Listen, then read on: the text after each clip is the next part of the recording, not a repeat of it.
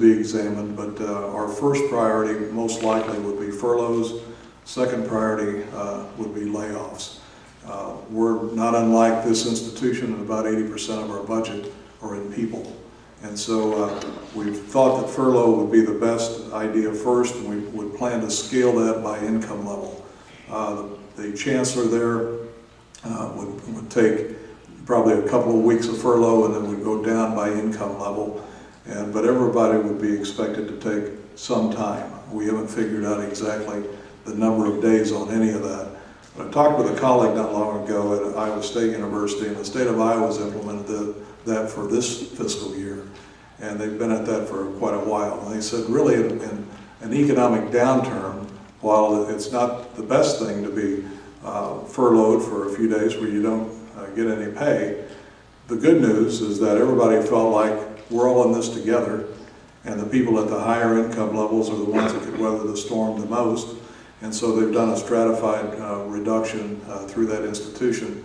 And in a way, he said, it kind of brought the community together, because it did give that feeling of we're all in it together. And so that's some of the strategies that we've utilized in Illinois and at SIU in particular.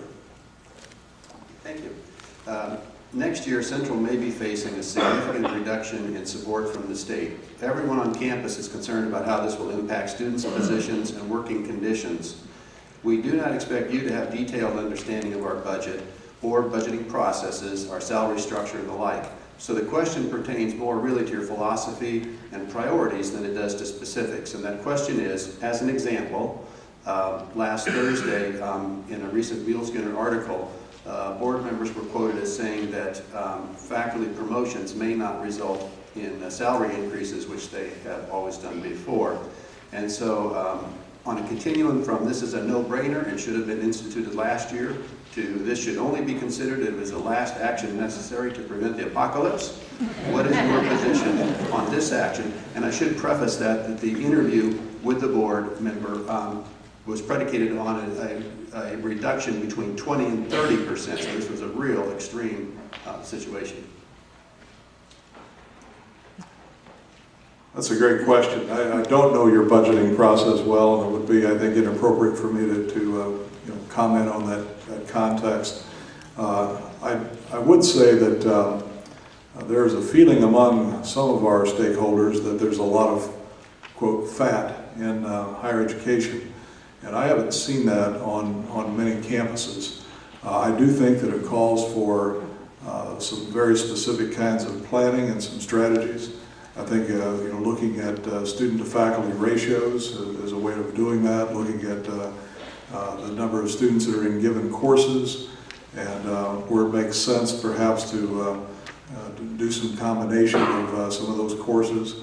It makes sense to look at the issues that I just talked about in terms of furloughs and layoffs and in staff positions. My sense is that we're in such dire straits, both nationally, statewide, and then boiling right down to the institution, that really nothing should be left off the table. And that's not a mean-spirited comment.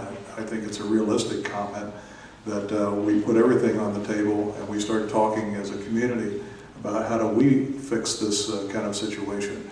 And then I would, if I was the president of this institution, then I would think it would be my job to try to take that message to the Board of Governors to let them understand what the issues are here and some potential solutions and recommendations that we might have about how to fix that. But it's too complex to get into the specifics in my estimation, and I don't know the specifics well enough here to be terribly articulate about that. I do think, though, that process is very, very important.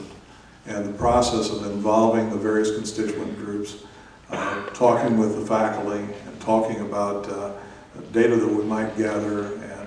And it's easy for one person to point their finger at another person and say, it's kind of the old adage of the old book, I'm okay, you're okay. This is kind of an I'm okay and you ought to be eliminated. We don't want to get there. That's not helpful to anybody. It's not helpful to the university. It's not helpful to the culture of trust that I would try to establish here. So I guess my answer to that is more of a global one. We would need to put a process in place, gather a lot of information, a lot of data, and come to some conclusions that I would then advocate on back to the board. Thank you. We're almost out of time, so I'm going to do the last question, jump ahead here from the students, and this ends us on a little bit more positive note than budget. In a time when the university is becoming a place of LEED certification and our recycling numbers are growing rapidly, what is your commitment to sustainability, and how would you lead the university into becoming a champion within our benchmark schools? Well, that's terrific. Just as you asked that question, I hope to gosh we turned off the lights before we left the place where we were staying down the street here. Sustainability is something that number one, captures the attention of a lot of prospective students. Our students are very interested in community activity, community service, sustainability, all of those kinds of issues, in addition to getting a solid degree in an academic discipline. I think in order to make this world a better place than where we're going to leave it, I think all of us need to be devoted to that. There are a lot of specific issues that I could, and examples I could give about sustainability efforts that I supported at my current institution. We just implemented, at the students' request, we implemented a green fee. It was a modest fee, it was $10 a semester. But that green fee, we have a student advisory group set up, and with that green fee, we're making dollars available to help the institution with sustainability projects. In the residence halls, for example, we've eliminated all the plastic trays in the residence halls. You'd say, well, how in the world then do a person get their plate over to the table and so forth? Well, they carry it. And what we found is that if you have a tray and you go in there hungry, you're going to pile all kinds of things on that tray, and you may not eat everything that you've taken. And so what we found is that it has also reduced food waste by people having come back and they can only carry 2 things at a time. They'll consume that, and then they're welcome to come back and get something else. But they do that without being famished and ready to eat everything, able to eat everything on the tray. So it's helped not only with the plastics aspect of that, and the fact that plastics don't disintegrate very well and once it's in trash, but it's also helped reduce the cost of food. The food that is wasted, we have a vermicomposting center. Some of you may say, well, what the heck is that? It's a worm farm.